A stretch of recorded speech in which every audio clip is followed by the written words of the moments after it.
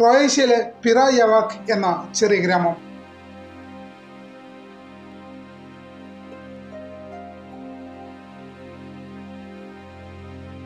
2001 അവിടെ കൃഷി ആവശ്യാർത്ഥം ചില തൊഴിലാളികൾ ഖനന ജോലികൾ ചെയ്യുകയായിരുന്നു. അവർ ജോലി ചെയ്യുന്നതിനിടയ്ക്ക് അവർക്ക് പഴയ ഒരു കിണർ കണ്ടെത്താനായി. മണ്ണിനടിയിൽ ഒരു കിണർ കണ്ടത് തന്നെ അവരിൽ വലിയ രീതിയിലുള്ള അത്ഭുതമുണ്ടാക്കി. ഇതൊരു പുരാതന നിർമ്മിതി ആയതുകൊണ്ട് തന്നെ അവർ ആ കിണർ വൃത്തിയാക്കാൻ തീരുമാനിച്ചു. ഏതാണ്ട് വൃത്തിയാക്കി പകുതി ഭാഗവും കഴിഞ്ഞ് അടിയിലേക്ക് എത്തുന്നതോടുകൂടി അവർ കുറച്ച് അസ്ഥികൾ കണ്ടെത്തുകയായിരുന്നു. പെട്ടെന്ന് അസ്ഥികൾ കണ്ടതുകൊണ്ട് തന്നെ ഇത് മൃഗങ്ങളുടേതാണോ ഒരു പക്ഷേ മനുഷ്യരുടേതാണോ എന്ന് തിരിച്ചറിയാൻ സാധാരണക്കാരായ ആ തൊഴിലാളികൾക്ക് സാധിച്ചില്ല. കാരണം അത്രയേറെ പഴക്കവും പൊട്ടിപ്പൊടിഞ്ഞ ആ എല്ലിൻ കഷ്ണങ്ങൾ മനസ്സിലാക്കാനുള്ള ശാസ്ത്രീയമായ അറിവ് ആ തൊഴിലാളികൾക്ക് ഇല്ല എന്ന് തന്നെ നമുക്ക് പറയാവുന്നതാണ്. എന്തായാലും ആ തൊഴിലാളികൾ ഉടൻ തന്നെ വിദഗ്ധരായ ആളുകളെ ഈ വിവരം അറിയിച്ചു. അവർ വന്ന് പൂർണ്ണമായും മണ്ണിനടിയിൽ കണ്ടെത്തിയ ആ ചെറുകിണർ ശാസ്ത്രീയമായി ഖനനം ചെയ്യാൻ തീരുമാനിച്ചു. അങ്ങനെ ആ തീരുമാനത്തിന് ശേഷം അല്പം കഴിഞ്ഞ് അവർക്ക് കുറെ കൂടി അസ്ഥികൾ ലഭിക്കേണ്ടായി. ഏതാണ്ട് കിണർ പൂർണ്ണമായും വൃത്തിയാക്കി കഴിഞ്ഞപ്പോൾ 7ഓളം മനുഷ്യന്റെ അസ്ഥികളാണ് ഈ കിണറ്റിൽ നിന്ന് അവർക്ക് ലഭിച്ചത്.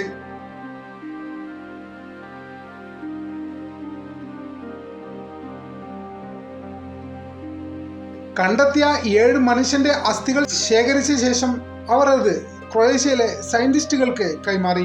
സയന്റിസ്റ്റുകൾ ലഭ്യമായ 7 മനുഷ്യന്റെ അസ്ഥികൾ എത്രത്തോളം പഴക്കമുണ്ടെന്ന് കണ്ടെത്താൻ കാർബൺ ഡേറ്റിംഗ്, അവർ ആരായിരിക്കുമെന്ന് മനസ്സിലാക്കാനുള്ള DNA ടെസ്റ്റ്, ശരീരഘടനയും പ്രായവും മനസ്സിലാക്കാൻ ബോൺ സ്ട്രക്ചർ അനാലിസിസ്, മരണകാരണം അറിയാൻ ട്രോമ സ്റ്റഡി, 4 ശാസ്ത്രീയ പരിശോധനയ്ക്ക് ഈ 7 മനുഷ്യരുടെ അസ്ഥികൂടങ്ങൾ ശാസ്ത്രജ്ഞർ വിധേയരാക്കി.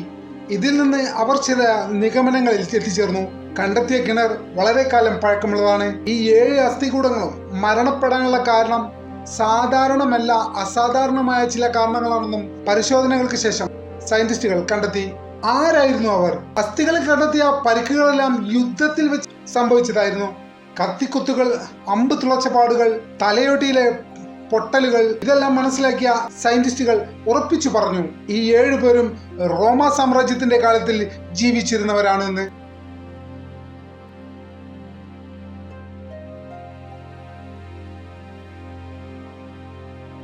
ഈ 7 പേരും 20 മുതൽ 35 വയസ്സ് വരെ പ്രായമുള്ള ആളുകളായിരുന്നു എന്നും യുവ സൈനികരാണെന്നും സയന്റിസ്റ്റുകൾ അവകാശപ്പെട്ടു. കാർബൺ ഡേറ്റിംഗ് പ്രകാരം ഇവർ ജീവിച്ചിരുന്ന കാലം എന്ന് പറയുന്നത് ക്രിസ്തു വർഷം 1-ാം നൂറ്റാണ്ടിന്റെയും 3-ാം നൂറ്റാണ്ടിന്റെയും ഇടയിലായിരുന്നു. അതായത് അക്കാലത്ത് റോമ സാമ്രാജ്യം എന്ന് പറയുന്നത് ഉച്ചസ്ഥായിൽ നിൽക്കുന്ന സമയം കൂടിയായിരുന്നു. ആ കാലത്ത് ഇന്നത്തെ ക്രൊയേഷ്യ, ബോസ്നിയ, സെർബിയ എന്നിവ റോമ സാമ്രാജ്യത്തിന്റെ ഇല്ലിരിക്കം പ്രൊവിഡൻസ് ആയിരുന്നു അറിയപ്പെട്ടിരുന്നത്. ഈ പ്രൊവിഡൻസിൽ അവർക്ക് വലിയ സൈനിക ക്യാമ്പുകൾ ഉണ്ടായിരുന്നു. അതുകൊണ്ടുകൂടിയാണ് ഈ കണ്ടെത്തിയ അസ്ഥികൾ റോമ സാമ്രാജ്യത്തിലെ ആ പ്രവിശ്യയിലെ റോമൻ സൈനികരായിരിക്കും എന്ന് കരുതപ്പെടുന്നത്.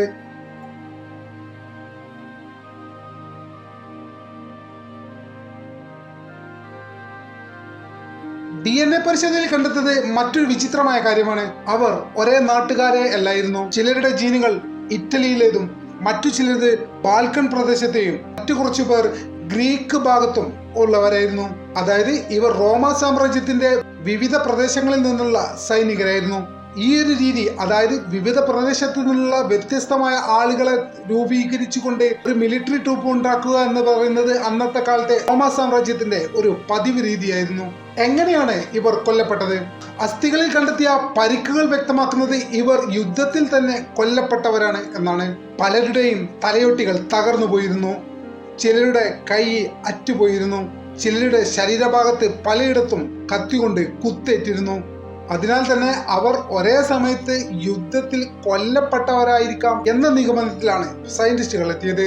ശേഷം അവരുടെ മൃതശരീരം കിണറ്റിലേക്ക് തള്ളിക്കളഞ്ഞതുമായിരിക്കാം. സയന്റിസ്റ്റുകൾ ഇതിന്റെ 2 സാധ്യതകളെ കുറിച്ച് പറയുന്നുണ്ട്.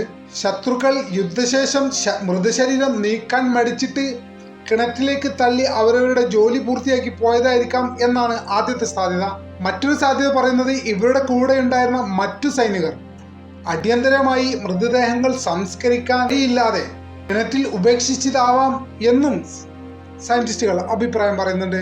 അവരുടെ അസ്ഥികളും പല്ലുകളും പരിശോധിച്ചപ്പോൾ അവർക്ക് പോഷകാഹാരക്കുറവ്, ഉറക്കക്കുറവ്, അങ്ങനെ ശരീരത്തിൽ ക്ഷീണത്തിന്റെ എല്ലാ അടയാളങ്ങളും ഉണ്ടായിരുന്നു. അതായത് കൊല്ലപ്പെടും മുമ്പ് ദിവസങ്ങളായി അവർ കൊടിയ യുദ്ധത്തിലായിരുന്നു എന്ന് വേണം നമുക്ക് മനസ്സിലാക്കാൻ. യുദ്ധത്തിലായതുകൊണ്ട് തന്നെ അവർക്ക് ഭക്ഷണവും വെള്ളവും കുറവായിരുന്നു.